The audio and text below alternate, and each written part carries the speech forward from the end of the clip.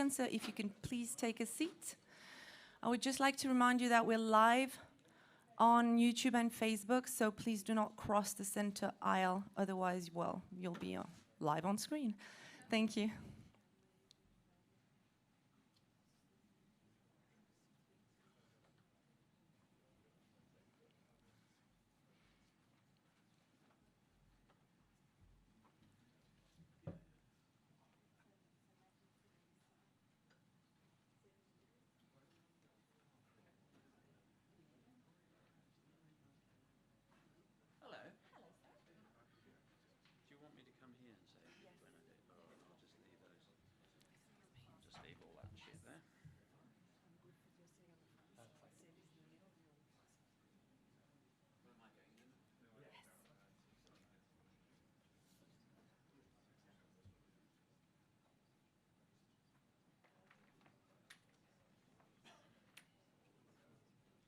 So ladies and gentlemen, good afternoon and welcome to the official press conference ahead of the World Athletics Cross Country Championships here in Bathurst.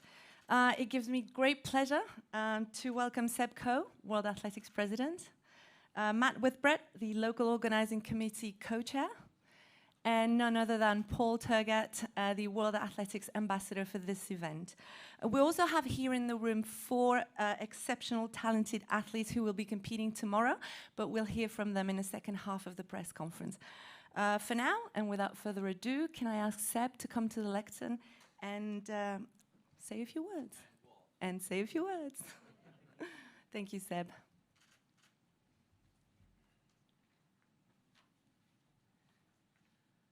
Laura, thank you. And first of all, and with great gratitude, thank you for all being here. I'm delighted to see so many familiar faces, including a few of my well-traveled council colleagues that are here, but that's really important that you understand that World Athletics takes cross-country very, very seriously. I hope by now that everything you've ever heard me talk about and the importance of cross-country goes way, way beyond even a great world championships like this. And I will digress for a moment because it is really important that every time I have a platform, I am able to talk about the importance I attach to cross-country. I'm delighted to be accompanied on the platform here, not just by our ambassador for the event, but in my humble opinion, the best cross-country runner of all time. And I think that Paul will also agree that he saw no divisibility between what he did on the cross-country and what he did on the track at Olympic level and a global championship level. They are inextricably linked. And the more we get that message across to young coaches, that it is an absolutely essential part of the formative years and the development of young athletes, not just mentally and physically, but a suffusion of the two. And I've always said that any athlete that can master cross-country and learn to do so from a young age is going to be uniquely well placed to pursue an endurance career on the track. Okay? That's the message over. The overall message is thank you very much. We are really pleased to be here. This is the 44th edition of the World Cross Country Championships. We go back 50 years on this. The first championships, I think, 1973 in Waregem in Belgium. It's the second time we've been in Oceania, and of course the first that we are able to celebrate in such an extraordinary, iconic venue. I was on a platform the other night in Sydney talking about the golden decade of sport that Australia can tap into with an Olympic Games in 2032 and obviously a Commonwealth Games in 2026. They asked me where I was moving on to from here. Everybody had heard of Bathurst. Now, for very obvious reasons, because it's one of the iconic racetracks of the world, but now people will be also in the same breath be thinking about Bathurst and the staging of a World Cross Country Championships. I'm delighted also that when we talked about reinvigorating cross-country, which has been a long process for us, and if I'm being blunt, it's probably one that we should have tackled earlier.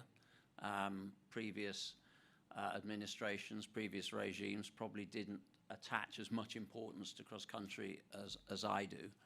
And I'm delighted that when we really just adjusted the course in 2019 in Aarhus in Denmark to one that was probably going to challenge the athletes a little bit more, that I'm delighted, Matt, that you and your teams have really picked up the torch here.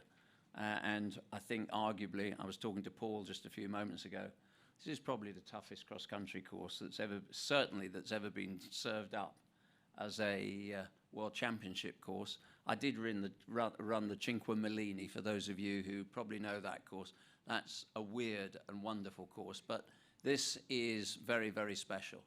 And my thanks really go to you, Matt, and to Jill and Richard, who have done an outstanding job here. And I know that because my teams are quite picky about who they work with, and I only ever hear really, really good things about the work that you've done here. And I was delighted that we had a chance to catch up more formally this morning. And I'd like to also say that empathy is also extended to the work of Tony and his teams here, Piers, John. We're all here, and we take this extremely seriously. Let me also thank, because I know that none of these events are the results of it'll be all right on the night or happy accidents. I'd like to thank the Mayor of Bathurst, the New South Wales government, all the municipal authorities that have really come together to make this the championships that it is. We couldn't do this, of course, without our official partners and suppliers. I'd like to thank them. And of course, I'd like to thank the home team here in Bathurst, but also my own team that have been stretched in the last few years. COVID has been a challenge. We were due to be here in 2021. That's been a challenge for a lot of countries because I think everybody thought that when an Olympic Games moved out of a calendar, it was sort of just pulling one piece of the jigsaw out and going on as normal. It's not. That is going to have an impact for years to come. But I'm delighted that we have managed to get Bathurst up and running. It is important. We want this to be a glide path to other things as well. We've got the World Cross Country Tour, and we'll continually have discussions with the International Olympic Committee about making sure that it gets recognition at some stage in the Olympic Games. I'm told that it has to be a winter games because, summer games because, of course, in a winter you have to be on snow and ice. I haven't seen a lot of snow and ice in recent Winter Olympic Games, but I'll leave that for everybody else to figure out that are probably far smarter than I am on these matters. Anyway, it's just to say thank you. We're delighted to be here. Thank you to the media for spending time and resource to be here, and I'm really looking forward to a terrific championships in a venue that I think is really going to be quite unique. So thank you to everybody for being here. Lara, back to you. Do you want me back up there? Please, if you don't mind. You sure? Yes. Okay. Or you can stay with me if you want. I'm gonna leave the floor very quickly anyway, because Matt, if you have a few words that you want to say on behalf of the local organising committee. You have to turn the microphones on. Yes. Thanks very much. On behalf of the local organising committee and Athletics Australia, we're delighted to have everybody here in Bathurst, and a very, very big thank you to Seb and your team, and of course Paul for being here as our ambassador. There's a bit of a full circle moment for us here with Paul. For those of us from New South Wales in particular, one of our fondest memories from the Sydney 2000 Games was, of course, the 10,000 metre final. And Paul managed to get back into the stadium the other day and see it for the first time in 23 years. So we're thrilled to have him here and as our ambassador. A big thank you as well to Seb. And, we got the brief on the course after Denmark, and there was plenty of inspiration to follow from Jakob Larsen and his team and the work that they did there, who we've been so fortunate to work with in planning this event. And we got the brief that the course needed to be hard, and hopefully we've delivered that. And if you overlay some heat on top of that, I expect we'll see who the toughest athletes in the world are this time tomorrow afternoon. I'd be remiss if I didn't thank also the New South Wales Government and the Bathurst Regional Council for the enormous amount of support that they have provided us in allowing to get this event on. As Seb alluded to, we were originally scheduled for 2021, then 2022, and we're finally here now, so we're simply thrilled to be here and welcome you all. But I'll be quiet and see if there's some questions. Thanks a lot, Matt. We're delighted to be here. Paul, we're specifically very happy to have you here, honoured that you have accepted to be our ambassador for this event. And as a 5-time winner, we couldn't have thought of anyone better for this role. I know you have a special bond with cross country, and I'm sure you love the event more now or as much as you did when you were winning year after year after year. How eager are you about tomorrow's races? Thank you very much. First of all, I want to say again that I'm very excited that part and parcel of this event. I think cross country is part of my DNA. This is where my whole career in terms of sports was actually started or part. And I believe that being here, and especially in Australia, where I have great memories about it from the Olympics 2000.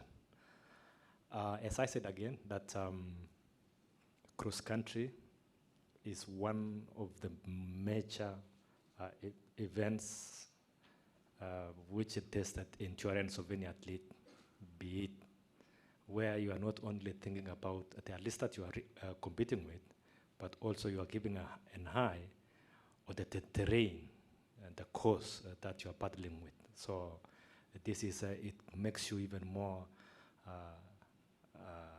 tougher in terms of how you are able maybe to challenge and maneuver all those, the competition, your rivals and everything.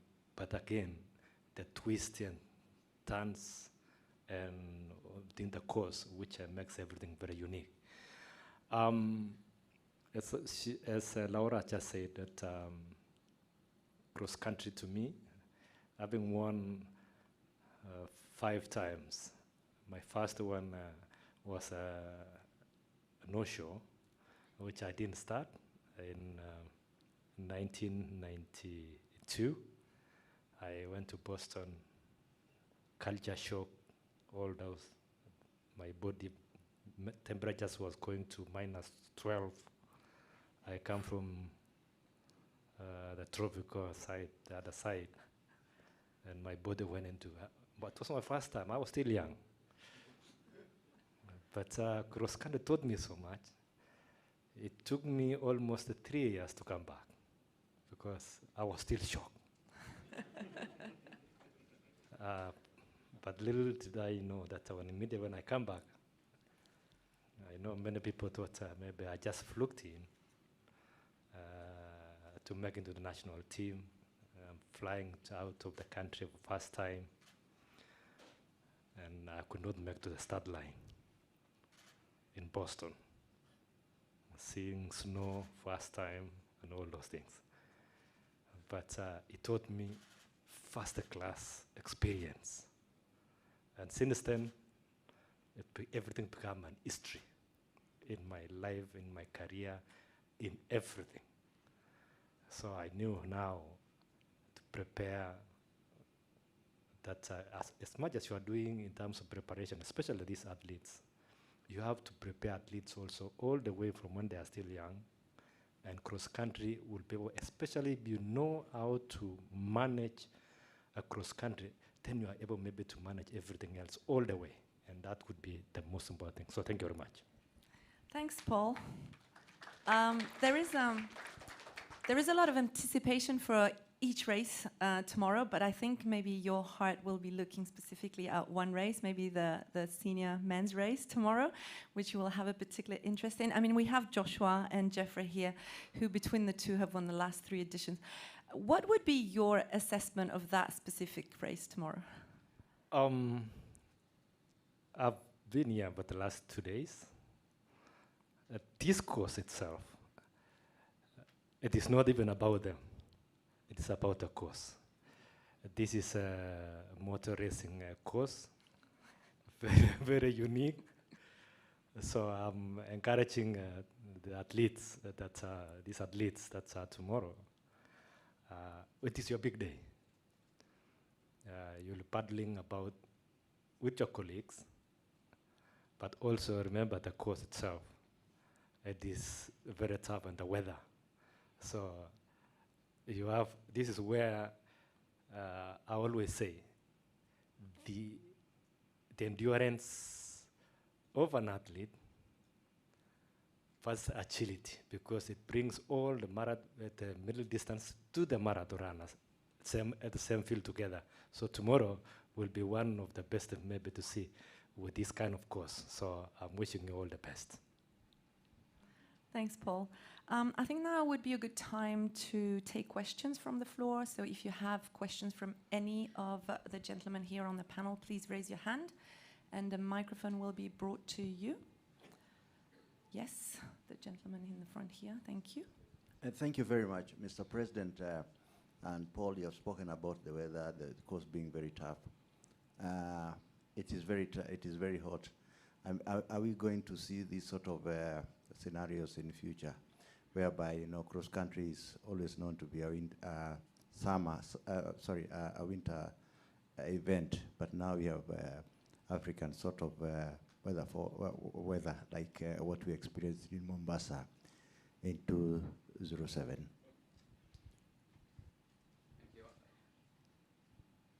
Tony, oh, yes. Thank you. I was in Mombasa. I remember Mombasa. Jackson was in Mombasa. You were in Mombasa.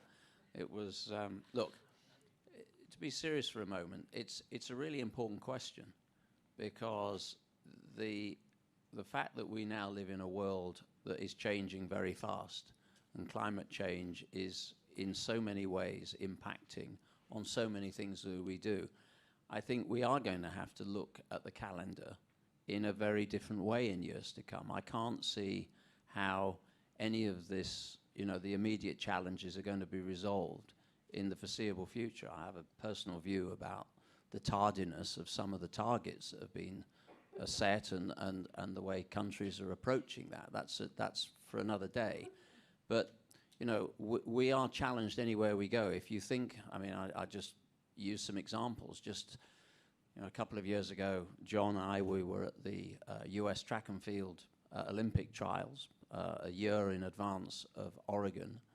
They were rescheduling the men's 5 and 10,000 meters because the temperature in what is normally a fairly equable part of the world reached 40 plus. Had the Paris Olympic Games been last summer or the summer before, then you'd have been in exactly the same situation. So I think we are going to have to spend a great deal more time thinking about what the calendar looks like. And maybe, again, I'm thinking aloud here, but uncoupling some of the tougher endurance events from our World Championships in the summer months. Is there anywhere we can go where we can guarantee, athlete welfare at that time of the year? Probably not. And that is a massively important consideration for us. What I would say is, and I will say that, I think our health and science teams lead the world in the management of heat. We did so in Doha a couple of years ago. We certainly had to manage the situation at the Olympic Games in Tokyo, or as we were shunted up to Sapporo. So there aren't any easy answers to this. This championship was due to take place in 2021. Had we been able to do that, we were scheduling, I think, for a March the 20th event. We have had to go earlier because of the way that the calendar has just fallen, the concertinaing of our event. So under normal circumstances, we would have, had we not had the postponement, we would have probably been a month and a few days later, and that would have had a slight impact on the temperatures that the athletes are going to have to deal with. But look, there aren't any easy answers to that, but I do think we're going to have to think a little bit probably a little differently about how we schedule events and how we may, on occasions, just have to uncouple some of the tougher events to provide athlete welfare at the top of the list. There's another question from the gentleman in the second row, please. Thank you. Thanks. Question for Seb. I've heard a lot of feedback from athletes, coaches, fans about some of the features on the course, the tires, the mud pit, that sort of thing. Some of them love it. Some of them call it a gimmick. Where do you stand? What do you think about those features? I love it. What do you think I'm going to answer? Yeah, it's a complete gimmick. Over to you. What do you like about them? I like the fact they're a challenge. I like the fact that we're trying to present a course that is challenging for the athletes, that gives interest to the spectators. Look, why did we move away from your traditional cross-country championship course, particularly in Europe? They were typically organised on racetracks somewhere, and the height of creativity was to stick a few hay bales in there. That's not what cross-country is about. Now, there is a balance, of course. We inevitably see that. But, if you look at, I'm going to use another example. If you look at top 3-day eventing, different sport, but equally challenging for horse and rider, the fans that go to 3-day eventing, and badminton horse trials is the biggest outdoor event in the UK. 250, 300,000 people on a course. They see exactly the same type of obstacles that are not seen as gimmicky. They're seen as a challenge for horse and rider, and I think this is the same. Now, these guys may see this slightly differently, I don't know, and I'm sure they'll take it up with me if they do in the next hour or two. But I think we've struck the right balance here. Thank you. Do we have any other question? Yes, please. And my question is to Seb. When you think cross-country, you think Africa. We had it in Mombasa, as you rightly said, in 2007. We had it in Kampala. Any plans to go back in Africa and do what I you hope love? we go. I hope we go back to for events of all sorts, all descriptions. I've got Jackson Tuohy here, who bid for a World Championships just a few years ago, and I've made a commitment that we will do everything we can to extend our event. We're a global sport. Africa has contributed a massive amount to the history of our sport. Their history is our history. Our history is their history. The last 40 years has been, so clearly evident. And it is important that, in exactly the same way we're in Oceania here, we've got 7 countries that are competing, that are debuting at these World Cross Country Championships. That's really important, because every one of those athletes will go back to their, admittedly sometimes quite small communities, and be able to say in inspirational words to kids in schools and athletics clubs that they were at a World Championships. And we have to remember, there are only 2 truly global sports in the world. There's football and ourselves. And we can't just sit comfortably, where, TripAdvisor tells us to go. It's really important that we, all the time, manage our way through, and we're not putting athletes into under intolerable circumstances, but where we can, we want to move our events around the world, and Africa is a very important place for us to be. Thank you. Do we have any more questions? Yes. The microphone is coming. Just a second.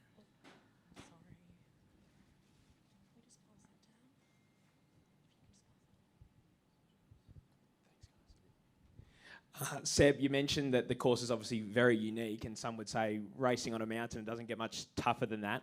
Are we in for one of the greatest World Championship races tomorrow in the history? And Paul, what sort of advice would you give the athletes considering the heat that's coming tomorrow afternoon? Well, I'm looking at 4 people who are going to distinguish that course tomorrow and are at the very top of their game. So, yeah, why wouldn't we have some of the best racing we've ever seen on a really tough course? Yes.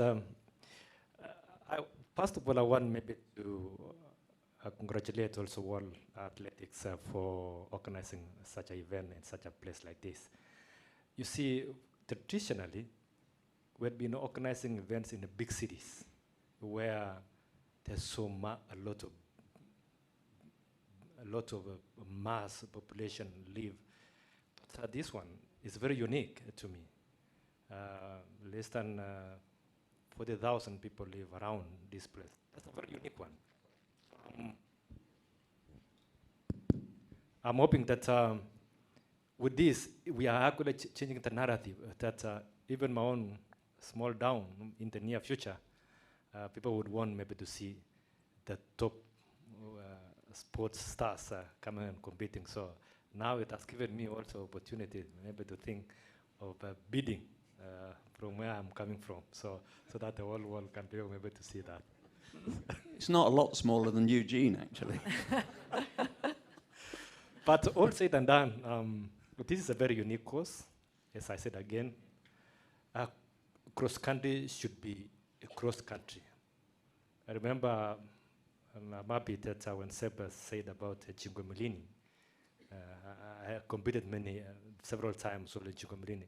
You go through a building, through houses, and this is a very unique one. This is a very nice one. So I believe that cross-country should have its characteristics, and this is what I believe it has. If I could just jump in there quickly as well, the ability to bring this event to regional New South Wales has been one of the real highlights for us and has actually been an enormous asset in our planning. You know, a lot of us are from Sydney in organising the planning, and whilst we all love Sydney, and we were talking fondly earlier about the Olympic Games in 2000, we simply wouldn't be able to build something like this in one of the capital cities. And the support that we've received from Bathurst Regional Council, Destination New South Wales and the New South Wales Government to allow us to literally tear up the course out here and construct it and to really take over the town. Anyone who's been into the city will have seen how well the city's been dressed up. We've got a wonderful activation where all of the local businesses have adopted a country. So we heard a beautiful story the other day about an Iraqi-Australian man driving through Bathurst on the way to someone else and finding a shop decked out in the Iraqi flag and all of the mementos from that country, and literally being brought to tears by seeing that in country New South Wales. So to Seb's point, this and football are the two only truly global sports. So to be able to bring 45 countries plus the refugee team to regional New South Wales and to be able to take over the town and build a special course like this has been one of the true highlights, and we're enormously indebted to the New South Wales Government and to Council here for allowing us to do that. Thank you very much, everyone. I think we're going to take just one last question because I wouldn't want the athletes to wait too long. So, gentlemen here. A question for Mr. Coe. The IOC said recently that they are considering avenues for Russian athletes to return to competition and at the Olympics. President Zelensky said that would be a pretend neutrality if they were to compete under a neutral flag. Can you give us a perspective on where Russian athletes sit as far as eligibility for athletics events in 2023 and 24 and respond to President Zelensky's assessment? Look, I'm not going to add very much to what I've already said, that, as you know, we have two streams of work. The Council on March the 23rd will discuss the roadmap for reinstatement, but specifically around the egregious attack on the integrity of our sport through doping. Only when that decision, one way or the other, that we will await a recommendation from the task force. Our task force has always worked diligently. Jeff Gardner is a member of that task force. I don't, for one minute, prejudge anything the task force is going to recommend to the council, but only on the basis of that conversation or that discussion would we move on to the second discussion. Now, you know, for us, the Russian Federation has been, was temporarily and then permanently suspended from 2015 onwards. The council, in discussions at our council meeting, actually a council discussion just in advance of the World Team Racewalk Championships last February in Oman, made the judgment that the situation in Ukraine and the inability of Ukrainian athletes to be competing openly and fairly and with the kind of integrity that we demand in our competitions, that it was decided by the council it was inconceivable that Russia athletes, well, I mean, in a way, to be precise here, it was only the authorized neutral status that was suspended. Russia, pending the review through the task force, is still in that situation, and we decided that Belarusian athletes, not the Belarusian Federation, but Belarusian athletes. So the council will make a decision about whether that position that we decided upon in February still pertains after the council meeting on the March the 23rd. But the principles, as far as I'm concerned, the principles still sit there. Okay, thanks. I think we're going to take one last question here. Thank you. Thank you. Question for Seb. I know you can't comment on individual cases, particularly ongoing cases, but the Peter Bowl case has raised a number of issues which impact all athletes, track, road, cross-country. In particular, the leaking of his A results and his identity before the B sample had been tested. I just, on a broader scale, does that alarm you when you see that happening?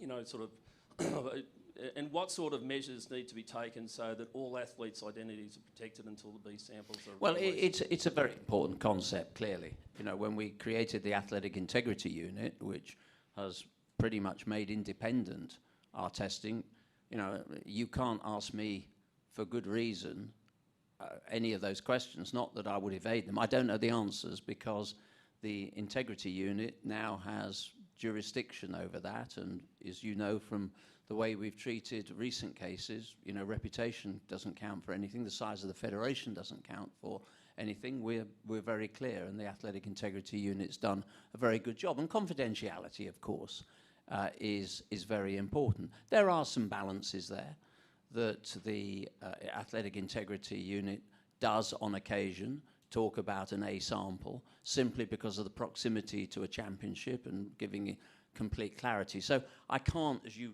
would understand, I can't really get into an individual case, but confidentiality is not something that should really ever be compromised.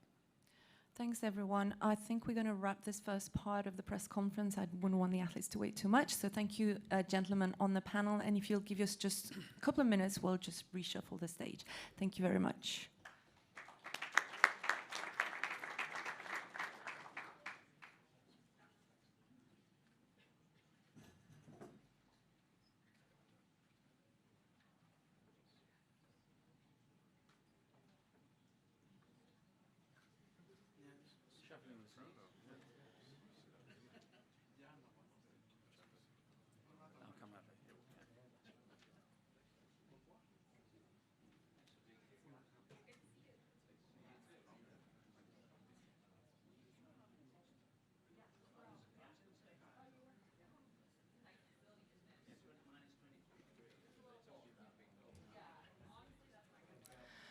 Thank you, everyone, for waiting. I'm delighted to welcome here on stage the 2017 Steeplechase World Champion, Emma Coburn, representing the United States.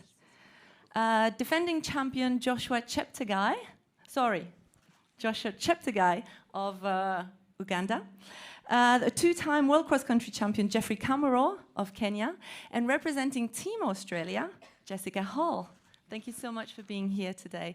Jess, I'm going to start with you. Thank you for coming. It must be nice for you, for a change, to be competing on home soil, on your own time zone. I mean, everybody here in this room struggling with jet lag must understand how you feel on the other side of the world. But in all seriousness, a chance to compete in a World Championships on home soil doesn't come around very often in an athlete's career. How excited are you about tomorrow? You just have to turn it on. Does it work? Microphones? Hello? Oh, mine works here. Yes. Thank you. Thank you, Emma. I'm extremely excited. I think, as you say, it's rare for us to not have to deal with jet lag and travel. sometimes more than halfway across the world. So it did feel a little different to just make the 3-hour drive into Bathurst and coming across some of like the women that I compete with in America a fair bit and hearing their like long haul travel. Yeah, it makes you feel a little guilty that we're on home soil.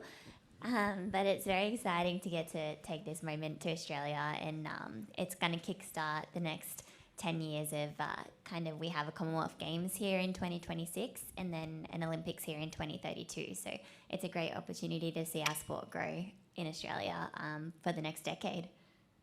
And Jess, you're competing in the mixed relay race tomorrow, right? A new event which has only been held 2 times previously, and an event which I think suits the Australian team particularly because I'm told you have a very good team lined up for tomorrow. How have the 4 of you trained and prepared for this event? Have you talked tactics already that you may want to share with us? I don't know if I can share too much, but no, we haven't. We've trained independently. We're all, if you kind of look at the landscape of the 4 of us, we're all very different athletes. So I'm sure the 4 of our preparations look extremely different, but I have no doubt that when we line up tomorrow, if we just do our own individual jobs, our team result is going to be incredible. And we're a very strong 1,500 metre team. But the 3K, 5K depth is there amongst us as well. There's some pretty impressive PBs across the board in every event. So it'll be exciting to see how we come together and put it out there on the course. Thanks, Jess. And Emma, you're also competing in the mixed relay tomorrow. And the US haven't won a medal at the World Cross, I think, since 2011. That's a long time. Are you thinking about setting the record straight and maybe stepping on that podium tomorrow with your teammates? I'm super happy to be here. Getting the chance to do the 2K relay is so exciting for people who are more, middle distance focused, like Jess and I.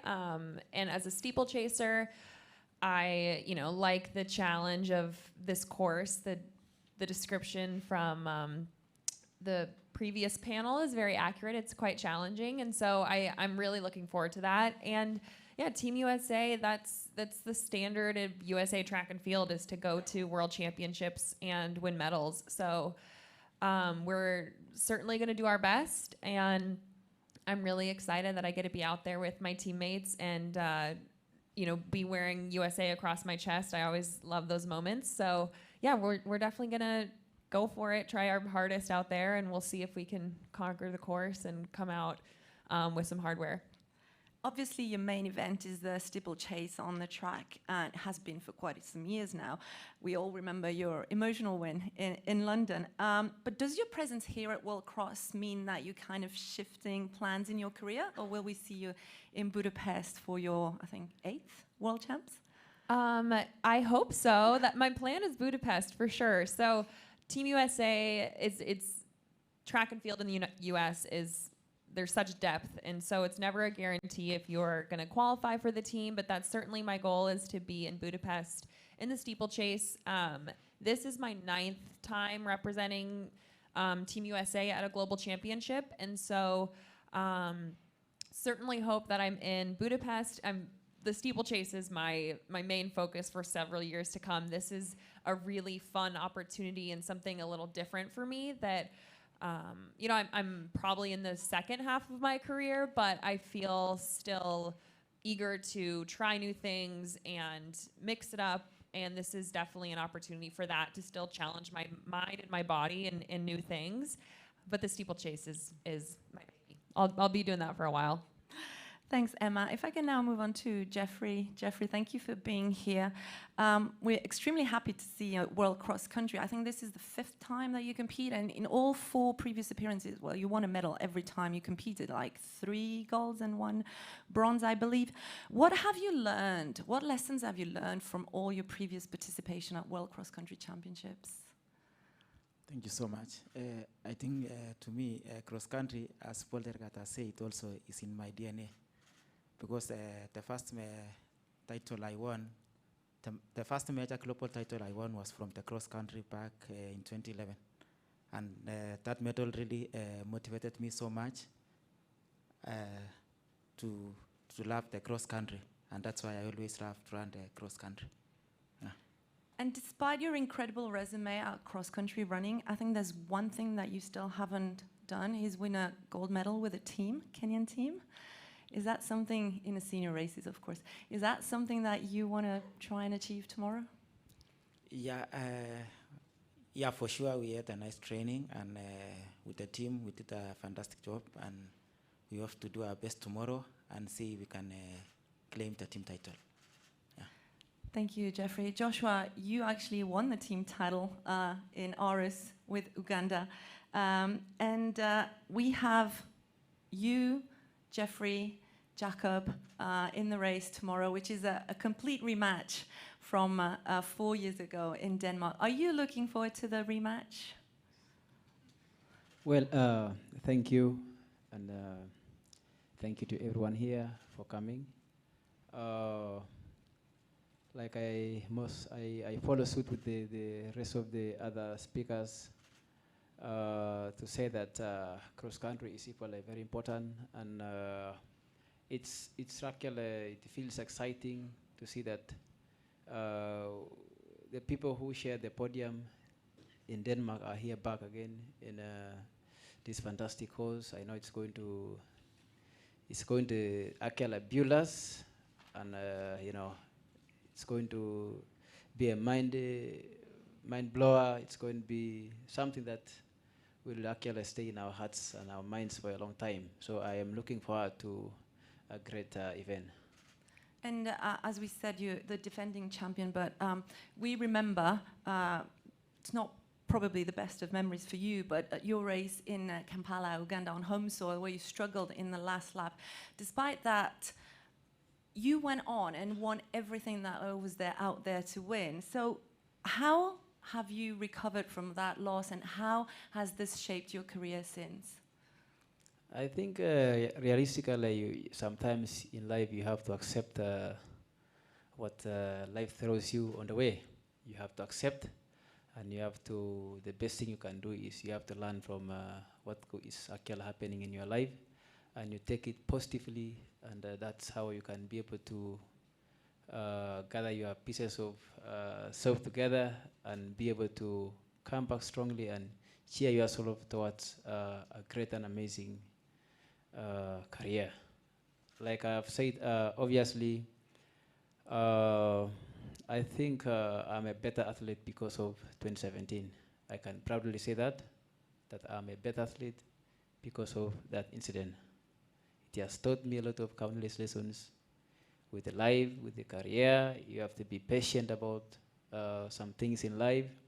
When you want something, you have to keep on chasing your goals, but you have to be patient. And also be,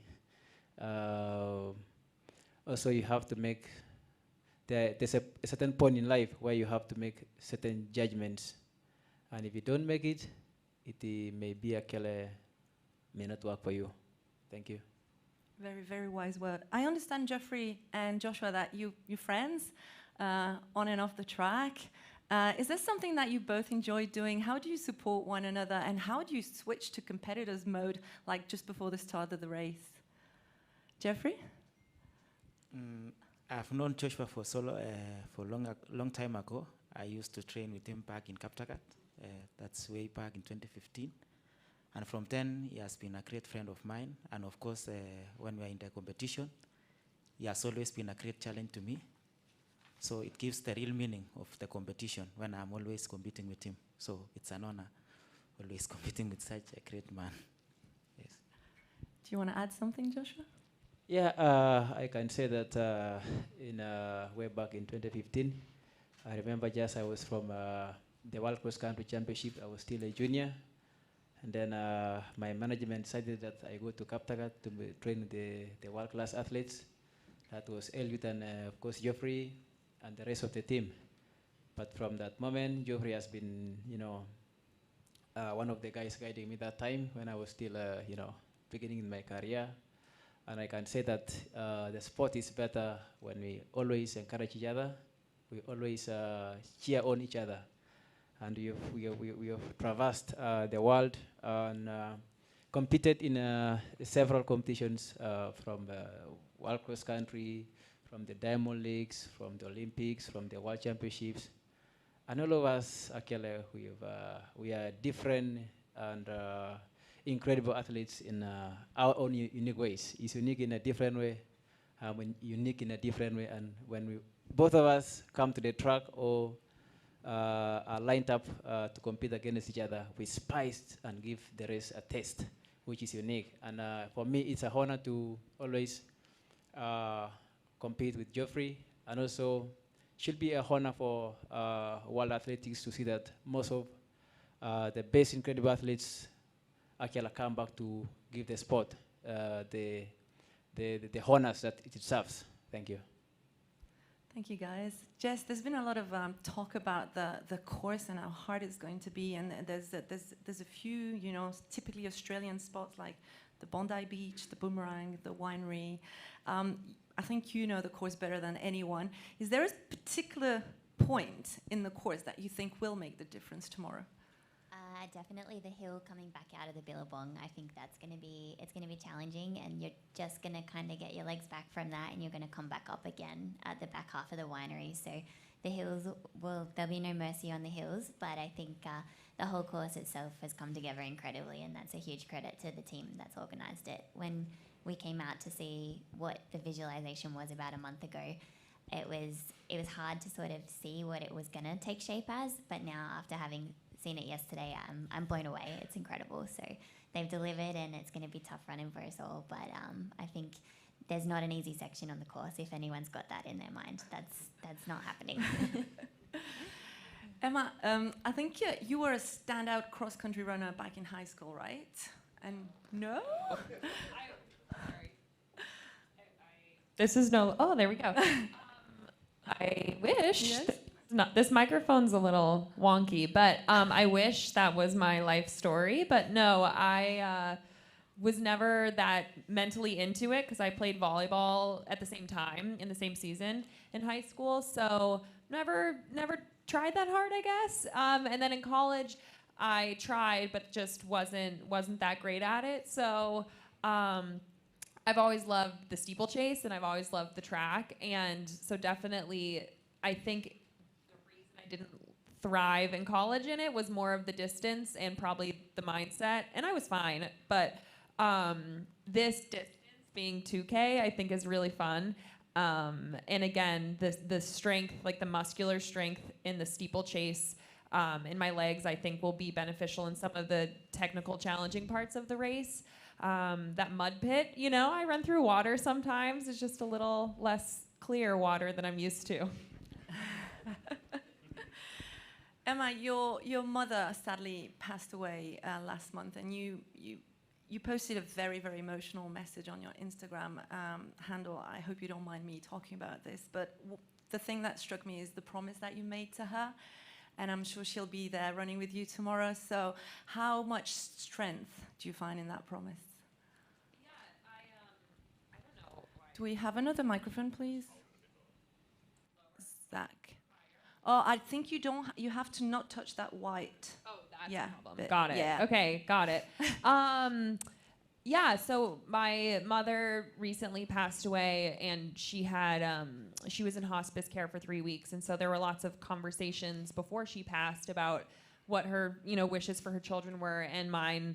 Her wish for me was just that I keep running, and it was her favorite thing to, it was one of her favorite things in her life was my running, and so it was definitely just physically challenging to kind of go through that loss. But I also had to, I ran every day through her hospice care and after her passing, and really tried to remember that what she wants is for me to be strong and for me to carry on. And the love and support from the running community was really, really enriching and lovely. And so I found out that I was invited to participate in this relay during the midst of all of that, and I was immediately just light and excited and hopeful, and so this meet definitely gave me something to look forward to, and anytime you get to represent your country at a World Championships is really special. So I hope I can make her proud out there, and I know me just participating and doing it is a big first step in kind of continuing on in my career. without her physically here. So I think tomorrow will be a special day. Thank you, Emma. We have now time for a few questions from the floor. So again, same process. If you have a question, please raise your hand and wait for the microphone. The gentleman there, I'm really sorry I didn't take your question before. Apologies. No worries at all. I think, yeah, is the microphone on? Hello? Yes. Yeah, question for you, Emma. Of course, the organising team's done a great job of making sure there's a really strong, unique Australian feel, you know, with the billabong and the boomerang and Bondi Beach and Mount Panorama. What are your thoughts on the real strong Aussie feel here? Sorry, is your question on the course or Jess's team? Just the Aussie field. Sorry, did you mean specifically the course or the Aussies? Like the feel around the the event. feel. Yeah, Sorry, I thought you said field. Sorry, not from here. Yeah, like the atmosphere, you know, the vibe. Yeah, got event. it. No, it's great. It's a great feel. Really loving it. There is just an energy around any world championship when you come and you're with the best athletes in the world.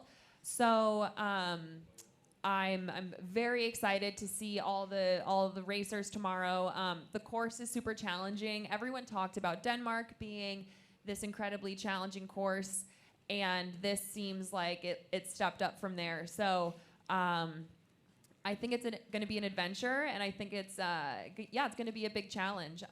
And I'm really excited that the mixed relay is a part of cross country, because the middle distance runners finally get a chance to, you know, put our nose in it. And yeah, it's a great course. I ran it yesterday. I walked it today.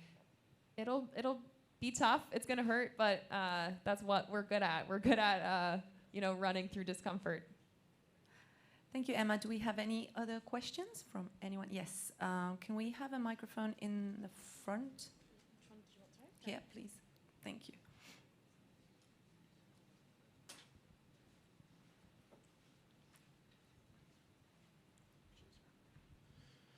Joshua, you've had so much success in this sport, and your country has as well. What do you put that down to? Why have you been so successful in cross-country events? I think I've been successful because I can say because of cross-country. I've always tried to compete in World Cross Country Championship, and my first time was in 2015 in China. But unfortunately, I became sick and I was not able to finish. I finished 9th. And then again, the right time came for me, but it was not the right time again in 2017 in my country. And I was actually primed to win gold medal for my country. And it was still again not the best shot for me. And it's, like I said, it's out of those challenges that we'll always strive to become better and better. And I learned a lot in 2017, especially with my life and my goals.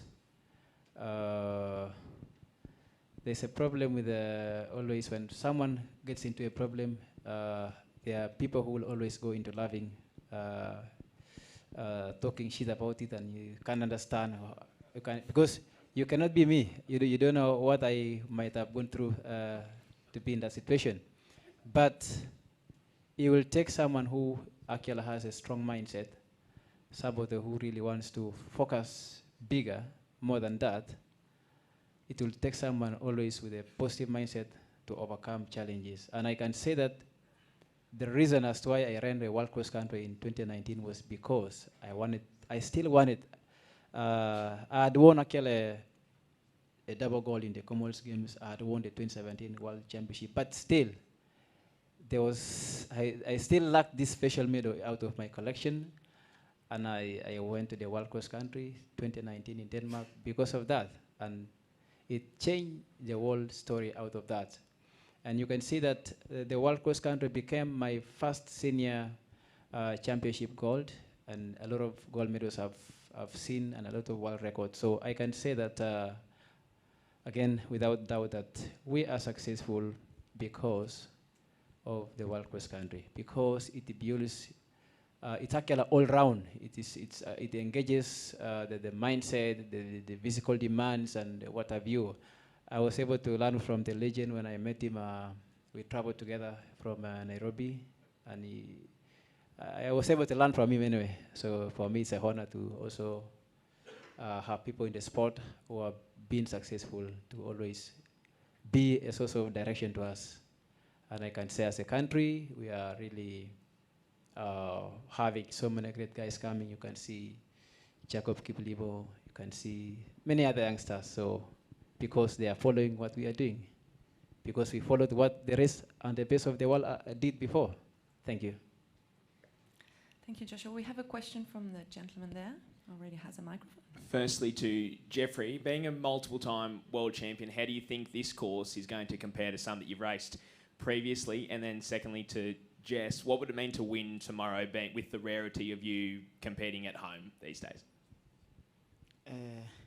To me, I think I'm honored and excited to compete again in cross country after the pandemic. Of course, from 2019 to now, it has been long. And of course, after battling some challenges of injuries, and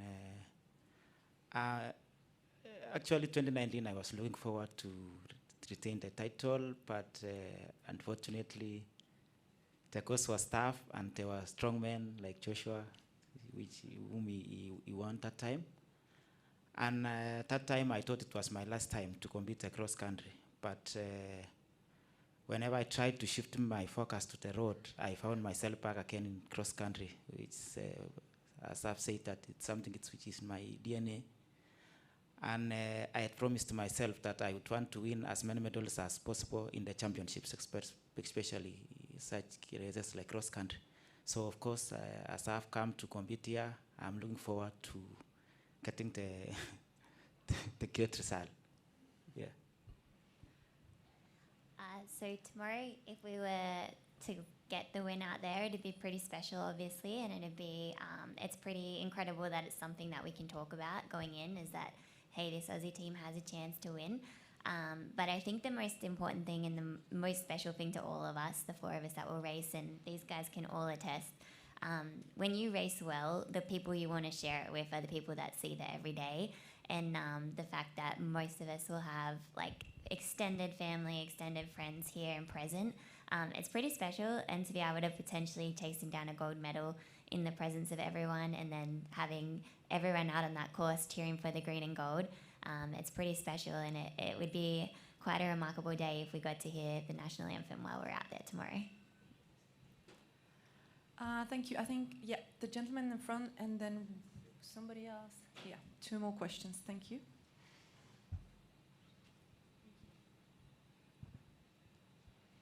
Geoffrey, question for you. You mentioned in 2020 and 2021 you had some injuries that prevented you from performing your best.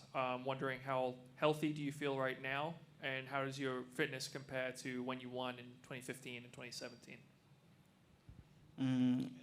As I've said, that the last 2 years are battling a lot of injuries, which was a great challenge. But from now on, I'm healthy and I'm okay. I've trained well, and I feel good, and I hope to see what I can do tomorrow. Yeah. My question also is to Geoffrey.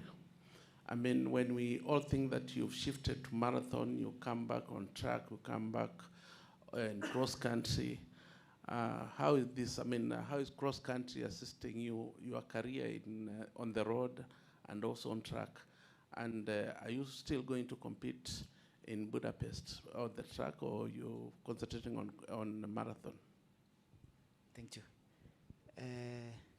I think like this cross country is part of my preparation.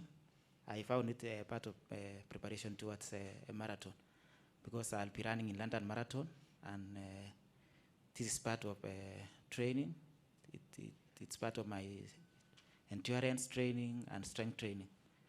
So as I've said, that I love running in cross country because I'm passionate about running in cross country, because it was my major global title I won, and it's something that inspired me so much that it gave me a morale that in every championship or in every event I'm taking on, I wanna go for it.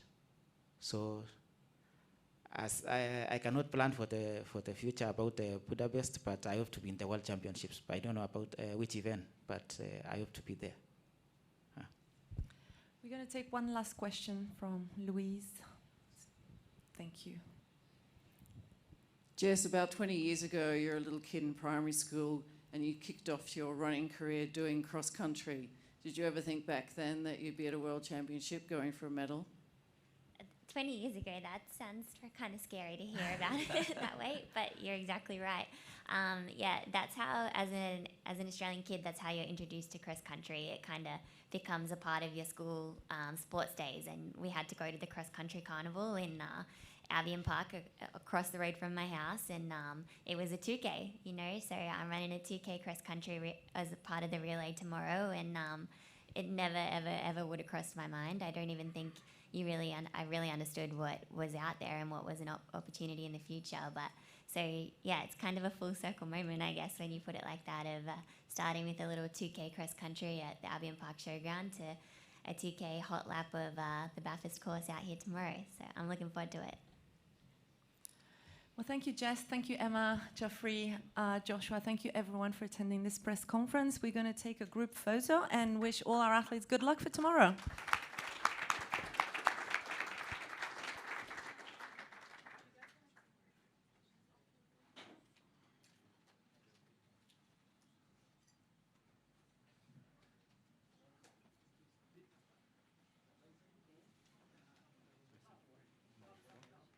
I don't have your phone. Who did you give it to? I gave to who?